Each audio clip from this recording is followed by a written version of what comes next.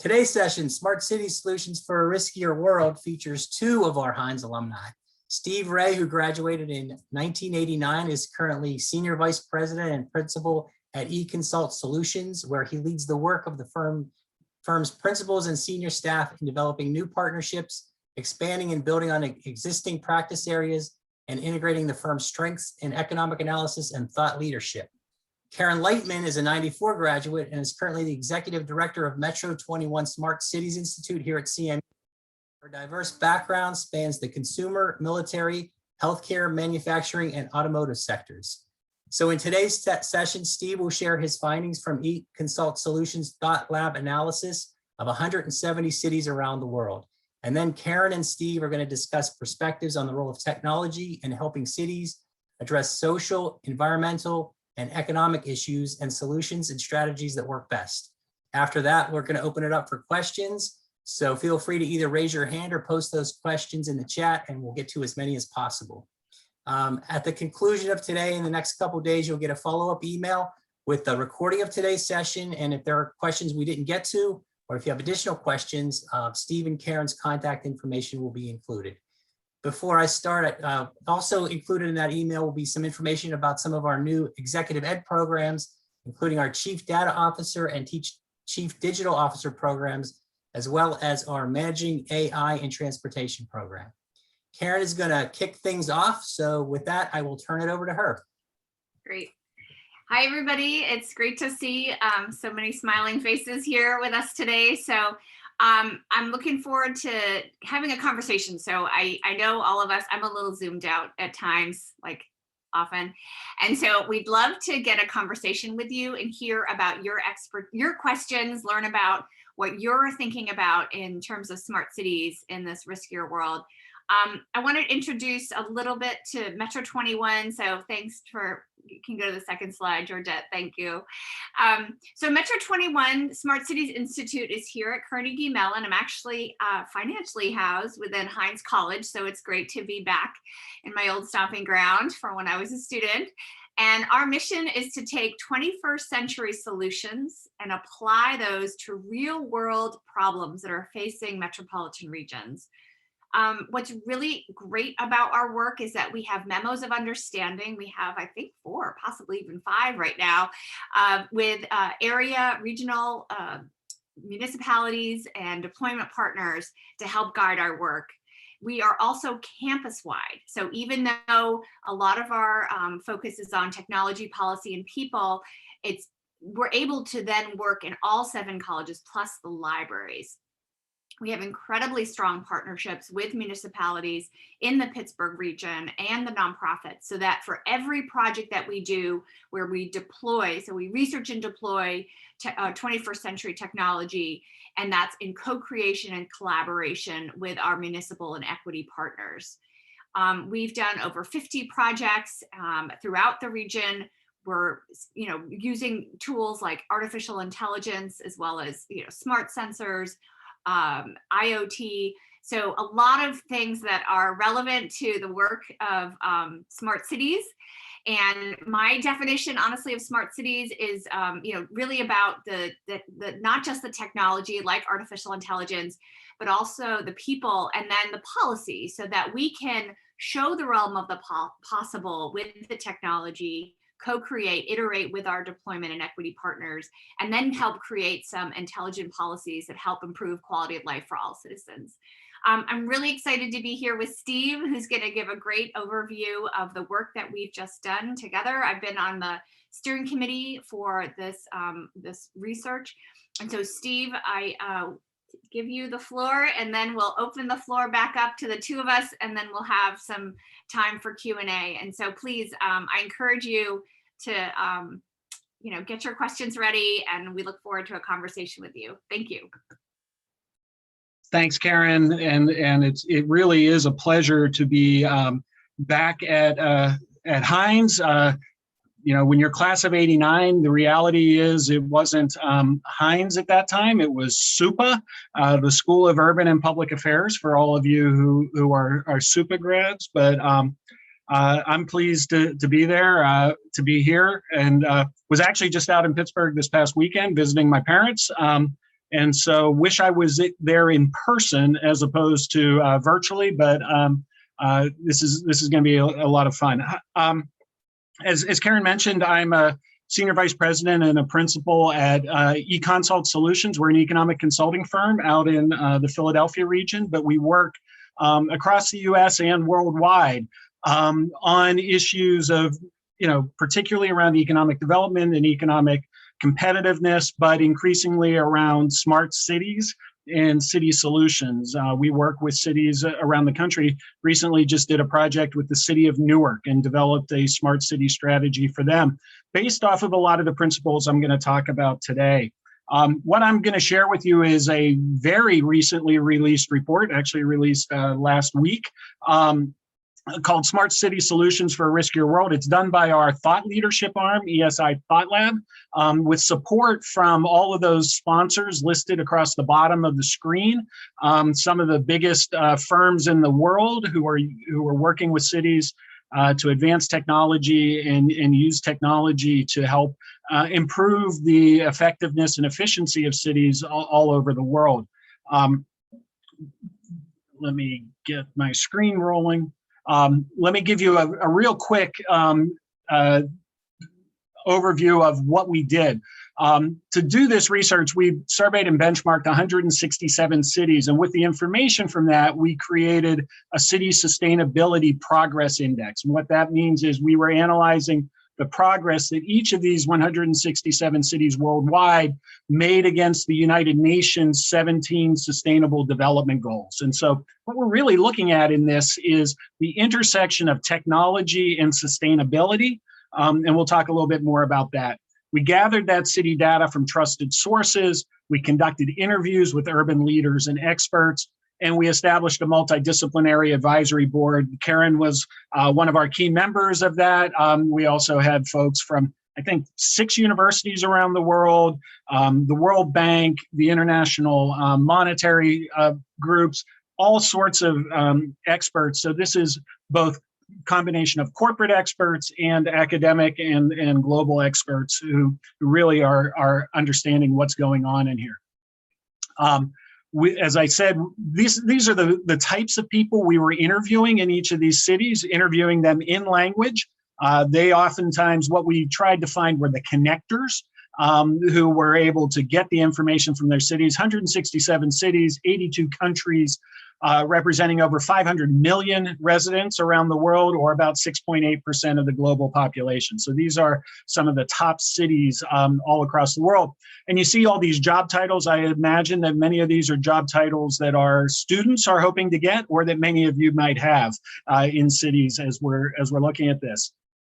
When we did this, we tried to categorize and sort the cities into different categories. And when we look at the Sustainable Development Goals, we looked at really 3 stages. Were you an implementer? You're including the SDGs in your plans. Are you an advancer? You're making progress on meeting those SDGs. Or are you a sprinter, which means you're advanced in most SDGs? About 22% of the cities that we surveyed we evaluate as a sprinter. And then there are 3 stages of smart city progress. Are you a beginner, starting to explore those digital solutions? Are you intermediate, making digital progress across a group of urban domains? We'll come back to that in a second. Or are you a leader? You have both advanced digital use across all of the urban domains. So what we were able to do is sort cities into that.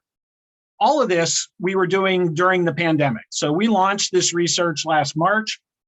We are trying to do it all over. And what we learned was that the challenges of the pandemic are influencing city decisions, how they're doing business, how they're using technology, and even which of the SDGs they're prioritizing as they're looking at their city priorities. It was a watershed event. 81% of the cities said that the pandemic and its repercussion were the top external disruption to the business that they were doing. 46% decline in economic growth. You can see those two being very closely interlinked. And then you can see some of the others. But what you also see is the pandemic's lasting impacts. And I think this is really important for folks from Hines and others to be thinking about. reconsider urban planning and use of space. Living in small spaces and living in our cities and thinking about even the value of parks has become really important. Rethinking mobility and transportation, accelerating the shift to online healthcare, permanently changing how people live, work, socialize, and travel in cities. And that it also really did expose for many cities the weaknesses in the operational continuity capabilities of cities. Interesting, when we were working with Newark, one of the things we asked them is, well, what did you change? They said, well, we changed our purchasing policy for computers as a city. We originally would have 80% desktops, 20% laptops for our staff. We're totally reversing that to 80% laptops, 20% desktops, because we realized we have to have the ability for our employees to work from home in an emergency or in a different situation. The other thing that COVID-19 highlighted was the value of smart city programs. Were you able to be connected as a city government or as able to connect to your citizens? And you can see the different factors that they saw, the lessons that they learned during the pandemic. And particularly, I focus in on the smart city programs are crucial for the future, health, and then that operational continuity. Also, one point I would say is timely access to data analytics. Those cities that knew or were able to connect with their residents were also better able to deal with testing, with vaccinations, and are able to have a trust level that becomes very important. The pandemic heightened the SDG imperative, the Sustainable Development Goals. It's really stimulated new thinking about priorities to build the social good. And we're going to talk a little bit about that in a second. Also, that the health crisis has made the SDGs a higher priority for their cities. And when you think about it, the SDGs are really built around 5 things: people, planet, prosperity, peace, and partnerships. And what we found was that the cities are really doing the most with the SDGs relating to people. And you see Karen's quote over on the right-hand side that cities are about people, not about gadgets. And that's really true. So those cities that are doing best are those that make the technology or the policies that they're doing connect to the people in a way that in a way that they see as meaningful. Focus on poverty, good health and well-being, or quality education. And then people also are a part of the prosperity side, decent work and economic growth in their plans, and sustainable cities and communities. What we did find was that planet, peace, and partnerships included slightly less often. And that's interesting. When most people think about the sustainability goals, they focus on the environmental side, on the planet side. What we're hearing is that for cities, inherently political entities, they're thinking about the people and the economics of the situation more than the others. That doesn't mean that they're not focusing on it. It just means that it's more. What we found in terms of sprinters was, and remember, sprinters were those cities that were most advanced on the SDGs. 5 steps to success. 1, they regularly monitor their progress on the SDGs, so they're benchmarking their progress. 94 of the sprinters regularly monitoring versus only 12% of the implementers. So they're measuring good Heinz stuff here. We're measuring success. They've gained wide support. They've built support across their city. They're talking about. They've helped people understand it. They have a department that leads. The Rockefeller Foundation created chief sustainability officers for cities, and that's something that has stayed on. And so that there's a department that leads the SDG efforts. They assess their results against the peers. How are we doing? How are we comparing to others? Are we benchmarking our success? And then they have a voluntary local review of their SDG process. But they do think that they're going to have headwinds over the next 3 years. Top 5 challenges: complex policies and regulations, finding the right partner or suppliers. So as you're dealing with technology, who are you partnering with? Data security and privacy. If anything, the pandemic has pointed to that as a really important piece. The fast pace of technological change. Can cities, remember, we did 167 cities from all over the world. Some cities are further along on the technological landscape than others. And then, they realize they need to focus on basic services. Those cities that are doing well are figuring out how basic services are a part of meeting sustainability goals. We take these two things together, the sprinters and the most advanced technology cities, we see those as what we're calling cities 4.0. And what that means is smart cities and sustainable cities, those who are at the top ranks of both. And if you look at this, so you have 36 SDG sprinters, 37 smart city leaders, 20 of those cities are in both groups. We call those smart cities 4.0. They're further ahead in smart city initiatives. They deploy more smart city projects, on average, twice as many as the other cities. They have superior infrastructure, better transportation, roads, buildings, and connectivity. And they've made greater progress on the SDGs. 86% have made progress against all SDGs, 62% of all cities versus 62% of all cities. You see some of the cities that are over here. Yeah, we're based in Philadelphia, but we didn't put our thumb on the scale. Philadelphia has actually done this. But an interesting mix of cities, both large and small, and where they're at. If I recall, Pittsburgh was in one step below. Pittsburgh was doing well on the SDGs, not quite as well on the smart cities. So if you look at this evolution, we've seen this evolution from smart cities 1 to 2 to 3 to 4. And again, these smart cities 4.0 using technology, data, and citizen engagement to achieve the SDGs. They're really also good at using partnerships to drive that change. And you know, what does it take? We also asked, this is part of our interview process, what's it take to become a city 4.0? First, leverage the latest technology. You know, they've made sizable investments in foundational technology. A lot of talk about broadband expansion. You got to have it. It's a basic building block now for a city. Second, they make data a strategic asset, not just a nice thing to collect. You know, so they're drawing on the use of Internet of Things, biometric, geospatial, peer-based, and real-time data, and they're using it for decisions. Third, they take advantage of their ecosystem. They're working with partners like Metro 21, including universities, communities, industry associations, companies, and banks. Partnerships are key. Cities can't do all this themselves. Frankly, they don't have the knowledge to do all of it themselves. Oftentimes, they're going to be working side by side with a company or a university to get these things done. And fourth, and maybe most important, and this is where Karen and I will start the conversation, they engage their citizens. They make sure that they understand the needs and the expectations of their citizens before they undertake a new project. Really important. And what they also find is that there's an ROI.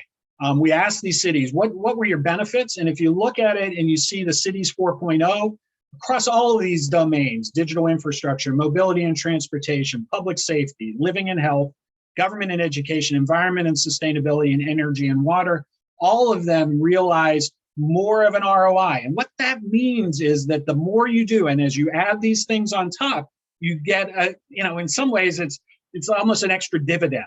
By doing these things together, by thinking about it, by engaging your citizens, you're able to get more of a return on your investment than those cities that don't do all of those things.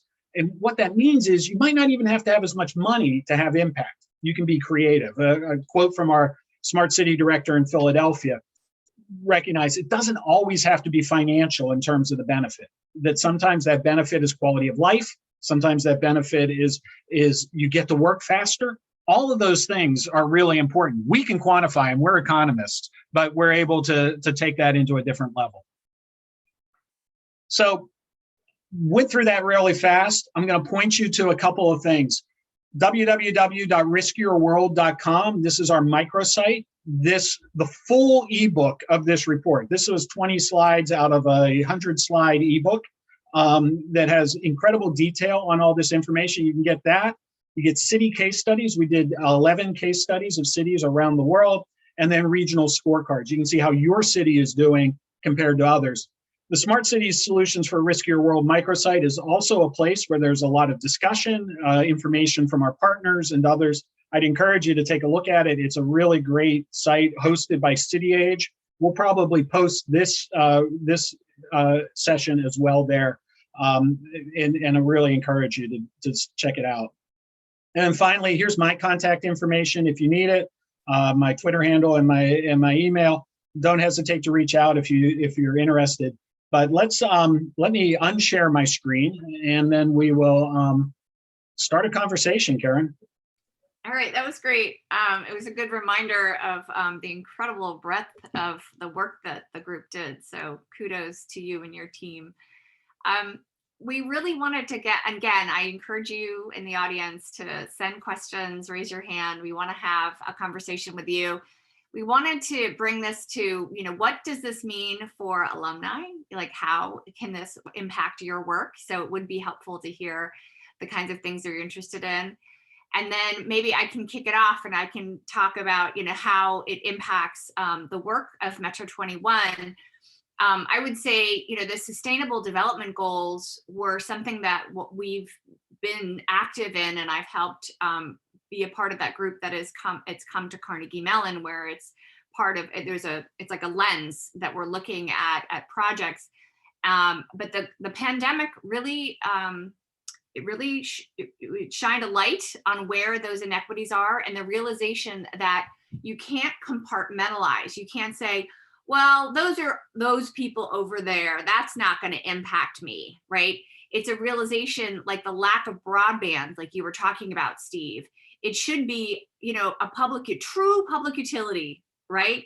Levied and controlled, and the policies and the free market is great. But there are times where the free market is not going to be doing things equitably. So broadband is an example of where we need to think of it as a public good and a right, just like water and electricity. And so I'll kick it off with that, Steve, and we can have that conversation. Well, the broadband issue is interesting. I mentioned when we were in Newark. Newark was one of the leaders in broadband in their city. They have a fiber loop, but what they recognized as the pandemic emerged was they still weren't reaching every corner of their city. And why did that become important? Well, broadband became important for schools. It became important for delivering city services when employees were at home. And, how we think about the value of broadband in terms of citizen use, and then how do we leverage it for future benefit in terms of city government, is really an important next generation thinking for city government and city leaders. It's interesting to see in the ARP and in the next infrastructure bill that the Biden administration is putting out, the emphasis on broadband, and even the recognition that broadband's not even just a city issue. We've been doing some work also with the agriculture community in Pennsylvania, and if you don't have broadband at your farm, you're not connected to your suppliers. You're not connected to the supply chain that allows you to be competitive. And Karen, your quote about connecting to people. How are you working with your clients and your partners on? It's always great to have the flashy new toy. I'm going to have connected streetlights, or I'm going to have, we're going to do something with Internet of Things. We're putting in all sorts of sensors all over our city. But how do you help cities and communities connect those things to their citizens?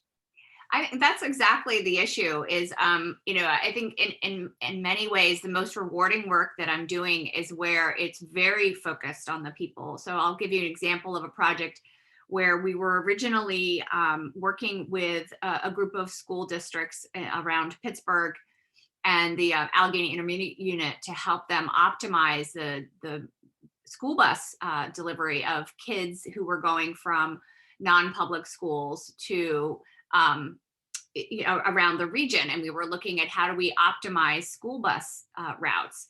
And then the pandemic hit and it became very quickly a non-issue.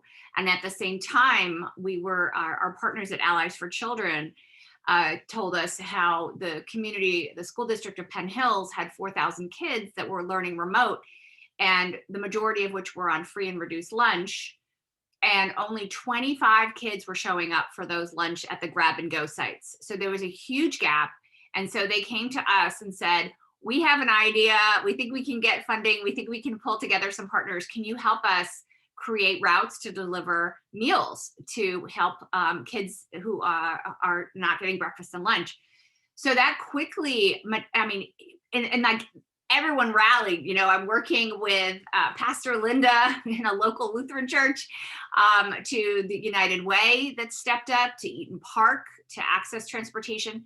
And so we're feeding, we have over 6,500 meals that we're helping deliver every month. We've been doing that since July 1st.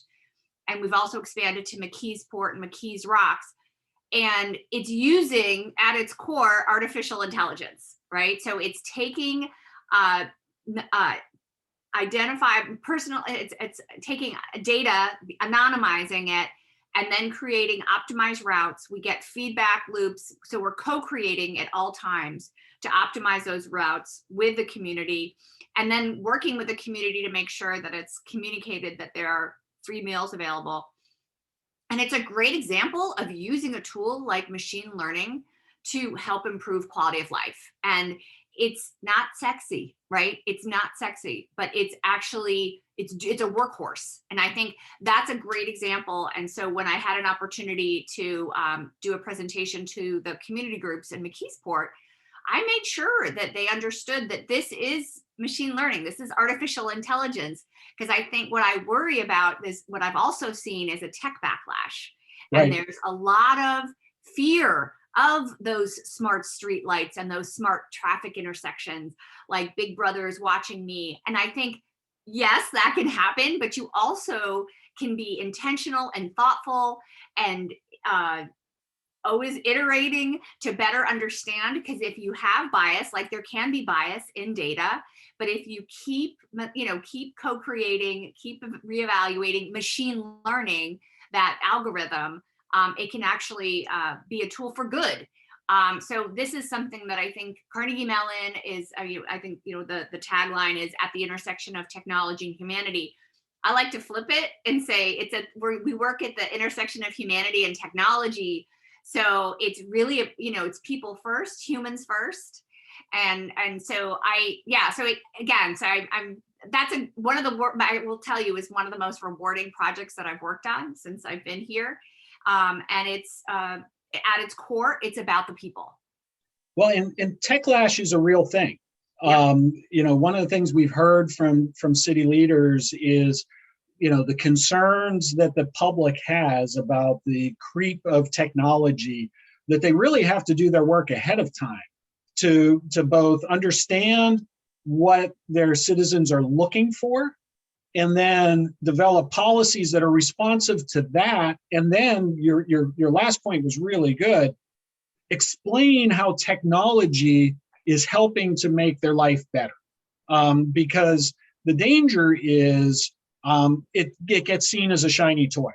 And with tight budgets, with difficult finances, you could run into a real problem. The other thing we heard, and this was from previous work that we did on smart cities, was you also have to talk to your employees, to your city employees, because the other big fear is that this machine learning is going to replace my job.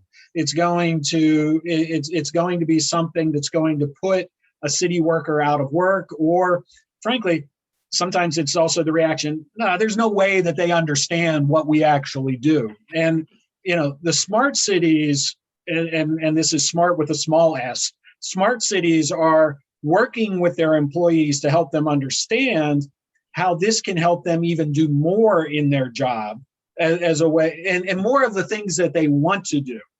So how do you get better data so that you can deliver those services to the residents that you wanted to do? How do you eliminate some of the tasks that were tedious, or the paperwork that you didn't want to do because you wanted to actually be out there delivering meals or doing those sort of things?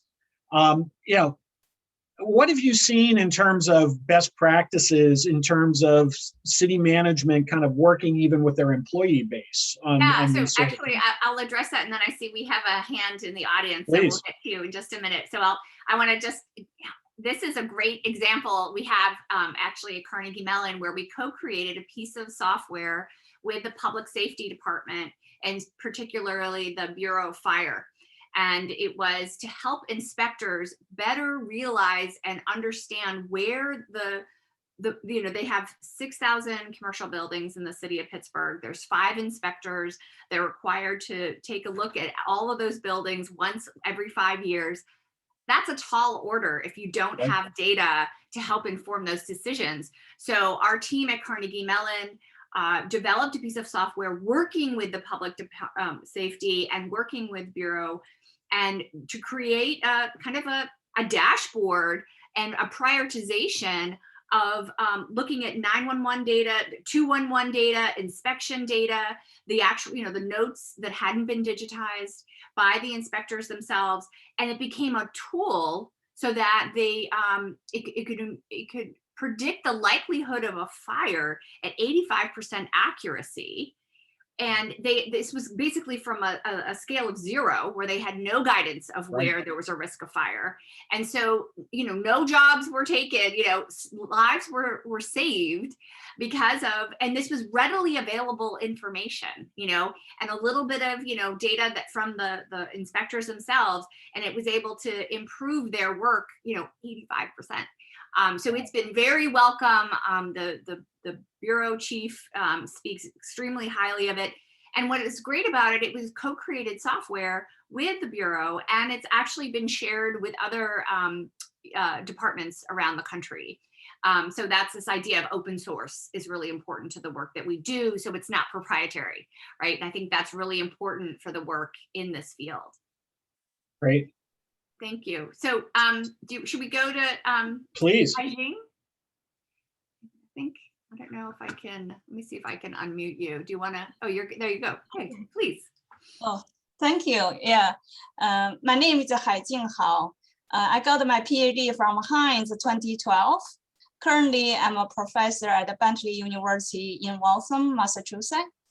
Yeah, very nice presentation. Thank you both for the introduction.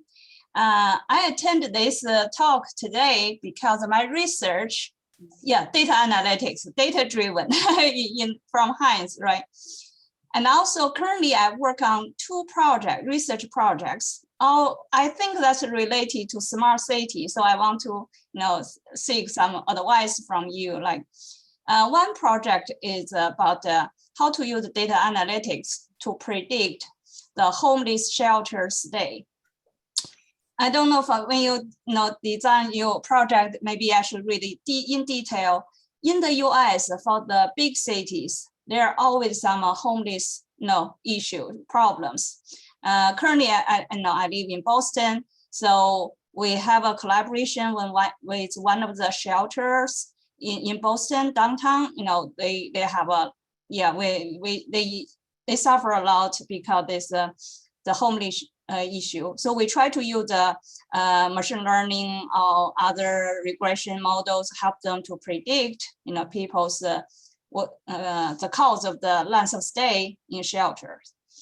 Another project I've been working is about the senior citizens. Most developed countries already enter an aging society. So, the population maybe sometime soon, now it's like 16% of population in the US, like people are above 65 years and old. But particularly this pandemic have a big shock on the senior person's life. So I have been online computer tutors for seniors in Cambridge. So because then we found out there's a big gap. For us, it's quite natural. We use online shopping, right? And online teaching I have been doing. But for senior citizens, they don't know too much about the computers, because when they were working, there was not too much computer or internet. And so we think, if we talk about smart city, and very soon, maybe we would have a 30% population would be seniors.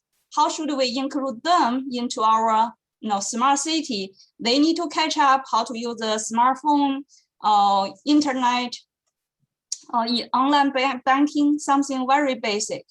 So this is something I have been thinking. So I like to know you, because you have been working on smart project, smart city. Great. Well, thank you so much. And it's a pleasure to meet you. And I'm happy to also follow up with you separately on both of those topics, because they are both of interest to Metro 21 and to Carnegie Mellon.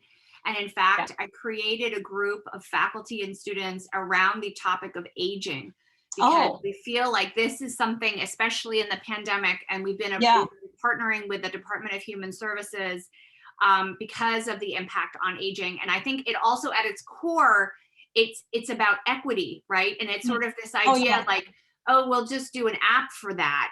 Oh, we'll just have an app and then everybody can just go online and sign up. Well, what if the people that have the population you're trying to help, they don't have a smartphone, right? Or they don't have unlimited data. So it's really user-centered design. So there's a lot of work that we're doing with there's a Human Computer Interaction Institute at Carnegie Mellon. So they're really being thoughtful about human-centered design. And then with the homeless one, that is a worldwide issue. And in fact, we've done a project to help homeless people get access to those online resources where a person who's homeless doesn't have a smartphone, right? And it's sort of this idea of like, how do you go to where they are and help them with tools that speak to what they can handle and manage. So this is fantastic. Yes, this is smart cities. Like, let me reiterate that this is at its core, it's about the citizens, and that means disenfranchised citizens as well. So thank you. I'll make sure that we get your contact information. Thank you. Yeah, I will contact you too. Great. Yeah. Steve, did you have anything you wanted to add, maybe from some cities that you've been working with? Maybe just one more point, just comments. Just now you mentioned for homeless people, they don't have a smartphone. I think a few years ago, there's called the Obama phone. I don't know, have you heard about that program? They gave a free smartphone to homeless people. And there are also limited data plan on that phone, I think. Yeah, because in Boston, because I also was working as a volunteer in one of the homeless shelters in Boston. And that time I tried to help them surely they need to make an application or something, but I don't know the program still there now, because that's during the Obama administration, they approved that program. Yeah, I think we can assume it probably doesn't. Okay. It seemed a long time ago, right? Yeah, it's a different world. But I think too, Steve, you're back. I saw you dropped out and you came back in. All right, good. Sorry about that. I got knocked off. I guess what I was trying to say was that in Philadelphia, we've seen the city developed an app for dealing with the homeless individuals, and made sure that was on the phones or the tablets of police officers, transit officials, others, so that they had a better reporting system back in, and they could track, particularly during the cold winter months, that they could track folks. They also could check, have you been tested? Have you, they're using it for vaccination, a really important issue right now of how do you track vaccinations for people who don't have addresses, who don't have that internet connection. The other thing that we've been thinking a little bit about is, what are the things that we've developed as a result of the pandemic that we can then leverage going forward? So I'll give you an example. Schools. The fact that we handed out laptops to so many kids in order for them to complete school this year. One of the things that has meant is that families now have had computers who never had a computer in their family. And what we haven't done really is think about, how could we leverage that?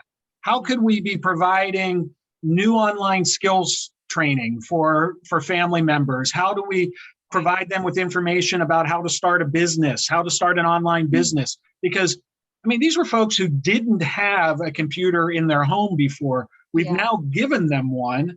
And frankly, we should just keep giving them that. One of the real keys here is going to be, how do we make sure that this doesn't go away, that every student has a laptop, is going to be really important. But I think thinking beyond the direct use of the tool and thinking broadly. So a lot of senior citizens had to figure out Zoom. They had to figure out Zoom because if they wanted to talk to their parents, to their kids or their grandkids, they had to do Zoom. Well, what else could they be doing Zoom for? Well, telemedicine, connecting with their elected officials, connecting with outreach officers. How are we thinking about that? Once they've learned the skill, how can we expand it beyond the initial use? That digital literacy, I see that as another part of the conversation. So it's not just affordability, access, quality, in reliability, but it's also the digital literacy that's really important. And that takes effort, and that takes hands-on, and it takes money, right? So it's an investment. Thank you so much, Haijing. I look forward to continuing our conversation. Hardik Gupta, I see you have your hand raised. Feel free to unmute yourself. All right, go for it. Hey, Karen, Steve, thank you for the talk. I am a recent graduate from Heinz 2020, and I did actually briefly work on the fire risk analysis project that you mentioned, and it was pretty exciting, and the response was overwhelming because of the work that we did. So that was awesome. And I also worked on a project with the Pittsburgh Airport on helping them better capacity plan. Since both of you have been in the field for a long time now, I just want to get your thoughts on the implementation related issues that you typically see in projects that typically involve the government or at the scale of a city level, right? Is data fundamentally an issue? Is bureaucracy an issue? I just want to get your thoughts on the major issues that you've experienced so far. I can tell you a little bit from what we heard in our research, and then I'll let Karen jump in with her real world experience on this. A couple things that we hear is, one, data management and governance is a really important first step that sometimes people forget. It's nice to get the tool, but if you haven't thought about what you're collecting, how you're collecting it, how long you're going to store it, how you're going to use it, you run the risk of real problems. So setting those up early in the process, even before you install the tool, and making sure that that's transparent so your citizens understand how you're using it. I think the second is budgeting for implementation. That it's easy to sometimes figure out the budget to buy the tool or to install the tool, but recognizing that you're going to have to train employees on how to use it, that you're going to have to maintain it, that there might be ongoing subscription fees, you might have to upgrade computers, all of those sort of things. So you have to get a full life cycle of the project and really think about that. I think those are two kind of keys for implementation that sometimes get forgotten in the sales pitch from the vendor and the excitement of the manager for installing it. But Karen, jump in. Steve, you're spot on. And I would say a part of that is also just the procurement process. That is so outdated. So you can't even get to those two stops if you don't have a more, 21st century procurement process that can be digital and also isn't like an old boys network, right? So you've got to make sure that the procurement process is well managed, well communicated, transparent, efficient, and then something that and that could kill a project, and it often has. Because the procurement or the licensing, you want to get a license to do a project, to do a deployment, and there's never been a license done like this before, and then the lawyers kill it. Maybe some of you are lawyers on this call, and nothing against the legal profession because you do great work, but you've got to be much more thoughtful and mindful of kind of the process, and involve that in the procurement early on so that you can get to the implementation, so you can get to the long-term impact. Well, and budget cycles don't always line up with the life cycle of a project or an implementation. And so that you have to look not just at the procurement process, but sometimes the procurement policy, which may take a legislative change, which may take, so not only do you have to educate your managers, you may have to educate your city council or your township supervisors about what's needed. And oftentimes we forget that. It can be easy to forget that. Yeah, and I think Hardik, to your point also, and I'm not sure which project you were working on at the airport, but I know that one of the projects was looking at digitizing it was looking at how to transport people from gate to gate and how to optimize that, because we have such an elderly population. I know which project that is.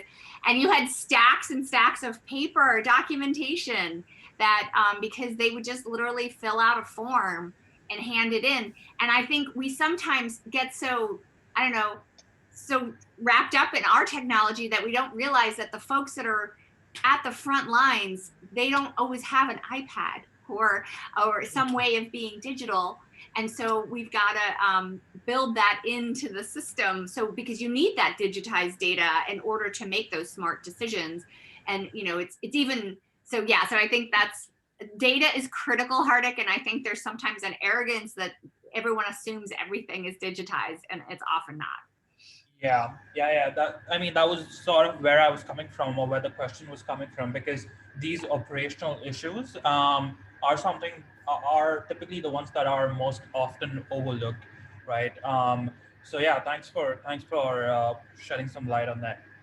Thank you, Karen, can I do a real quick 6 degrees of Heinz separation on this? So Hardik was doing his project with the airport. My systems project, when my second year at SUPA, was the economic development strategy for the then new Pittsburgh airport, which is being torn down and being replaced by the smart airport that Hardik was working on. So 6 degrees of separation for Heinz was sometimes the same project comes back and you're able to do interesting work. Yeah, and even more complicated is the faculty lead on that project is my husband. And I'm guessing Rick Stafford was involved in both of them. So there are ways that happens. Great. I see Bob Patterson, you have your hand raised. Please join us. Hi, how are you? Bob Patterson here. I am a strategist for IoT and artificial intelligence for Hewlett Packard. So I'm one of those vendors with the fancy stories around smart cities and what we can do for you. You've mentioned the technology several times, right? The analysis of data, broadband, having a data strategy, those types of things.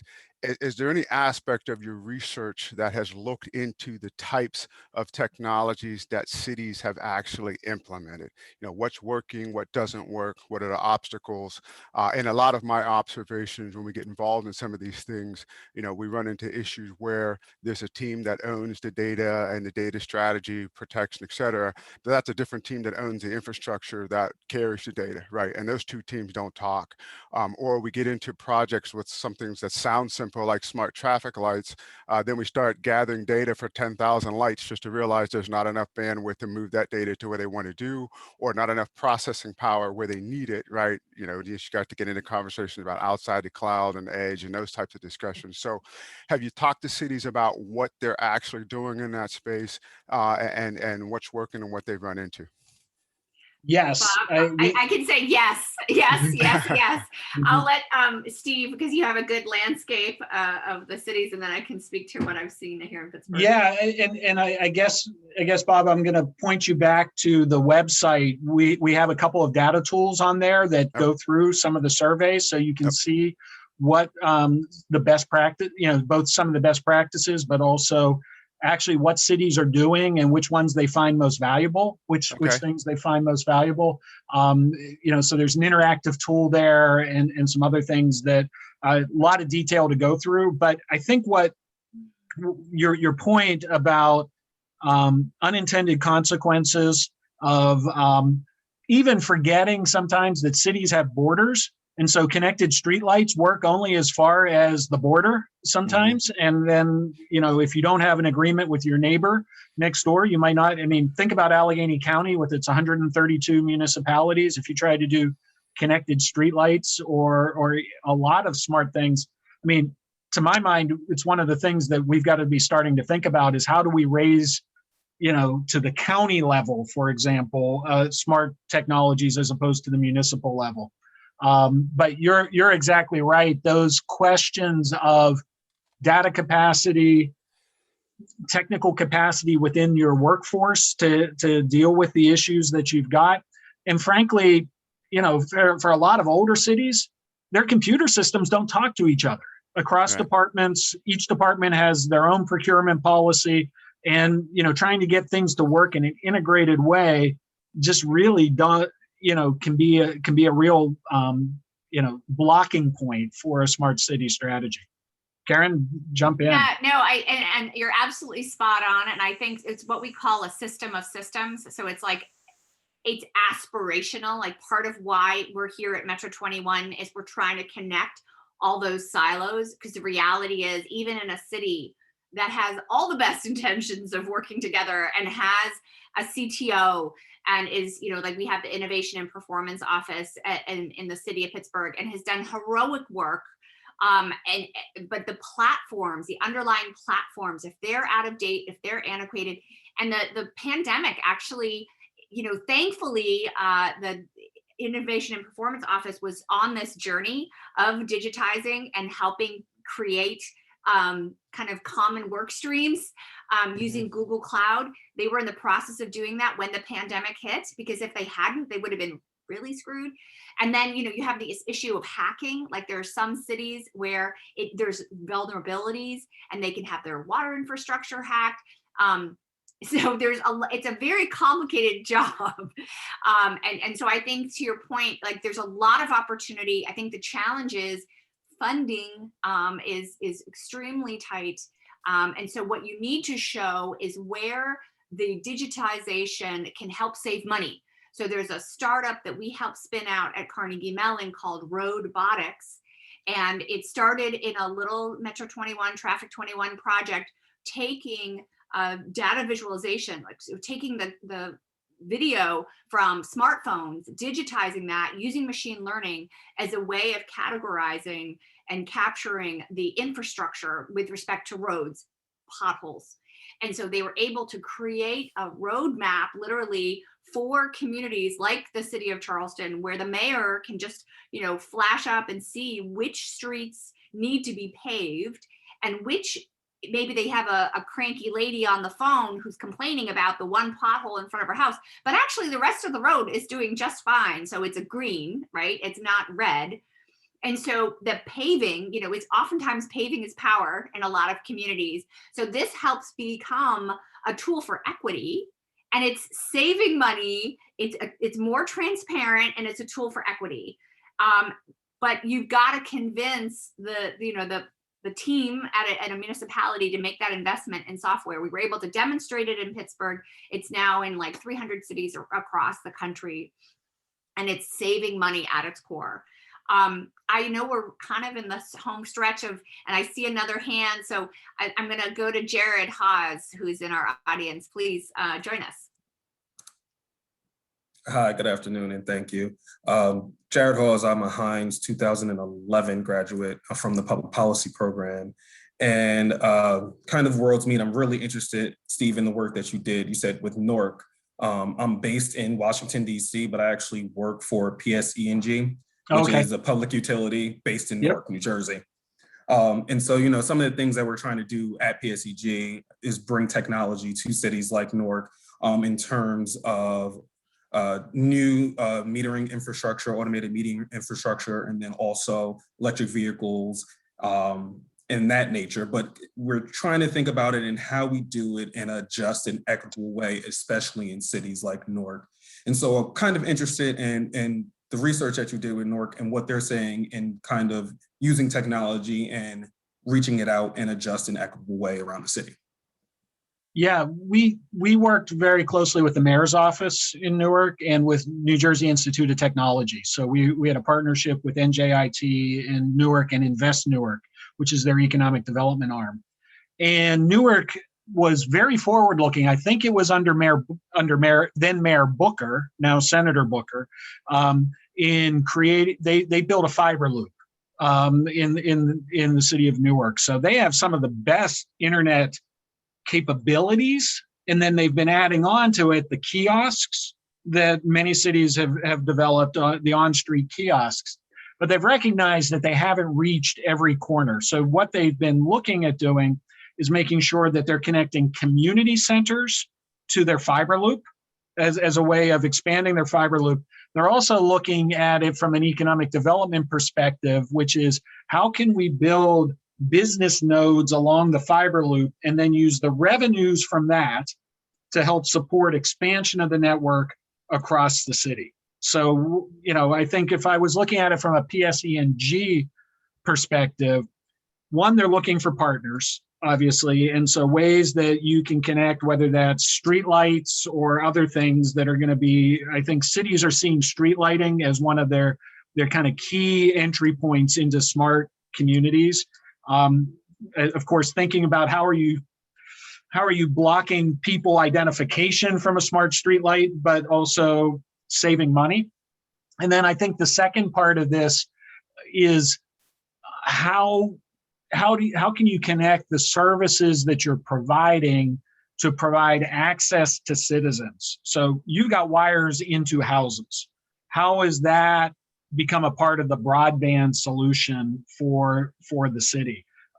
Because, for a city like Newark, we see a real opportunity for a city like Newark because it's a smaller version of New York sitting there across the river and could really be a test bed for a lot of smart city strategies. It's small enough, it's big enough to matter, but small enough to actually get something done. I think similar to Pittsburgh, that you've got, you don't have to do everything and make it work, but you have the opportunity to bring in companies like yours and others to really see what you could do as you implement these things and actually see measurable results. It gets lost in New York City.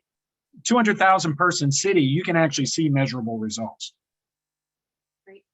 Thank you for that. And I will say, no one from New Jersey likes to consider themselves a smaller version of New York. I recognize that. I'm going to call it a more manageable version. Better. Perfect. I think maybe we have time for one more question. Ravneet, if you want to unmute and join us. Good afternoon, everyone, and sorry for the delay here, but I'm a cybersecurity consultant with Clearwater, and we do cybersecurity for healthcare. But coming from CMU, I've been involved in multiple projects in relation to cybersecurity in multiple areas and streams. And one interesting conversation that I had, like 2 years ago with the chief of Department of Innovation and Collaboration, Pittsburgh, was regarding IoT devices and the security concerns of IoT devices. Now, there's so many standards of IoT devices which are coming out in the market. There's no one fixed standard. They all can be had in separate ways. So, what are some of the big concerns that you have, and how are you addressing those concerns related to cybersecurity? So I'll just jump in. I am, so Ravneet, I'm representing Carnegie Mellon in the World Economic Forum's IoT Trustworthy IoT Coalition, to exactly that point, that there are so many IoT devices, and from a consumer's perspective, how do you know what to trust? How do you build trust? How do you make sure that it's equitable? So we looked at the gaps in governance as well as the trust. And so where is that delta? And so we're looking at a couple of IoT devices in the home, in particular, smart home devices that are opportunities for best practice and raising the bar so that it can be more equitable, it can be more trustworthy, and be at the same time also cyber secure. So I know we're at the top of the hour, so Ravneet, please feel free to follow up, and I'm happy to give you more information on that. Steve, did you want to add something? I just real quick, I think one of the big challenges is the hyper-connectedness of cities now. I mean, if we all remember the Target breach, remember that came through the air conditioning vendor, not through direct target, but by tunneling in through the air conditioning vendor into one store, they were able to get access to everybody's credit card network. That's the challenge that cities face in addition to the private business. So thanks, everybody. Really, really enjoyed it. Ron? Hey, thanks, everybody, for coming. It was so many familiar faces. Karen, Steve, great job. Fantastic information. Really appreciate it. I will follow up, like I said, with a recording of the session and some slides. And we look forward to seeing you at some future for alumni by alumni. Everybody have a great afternoon. We'll see you soon. Thanks. Thanks, everybody. Have a great day. Thanks, everybody. Thanks, Heinz. Thanks, Ron.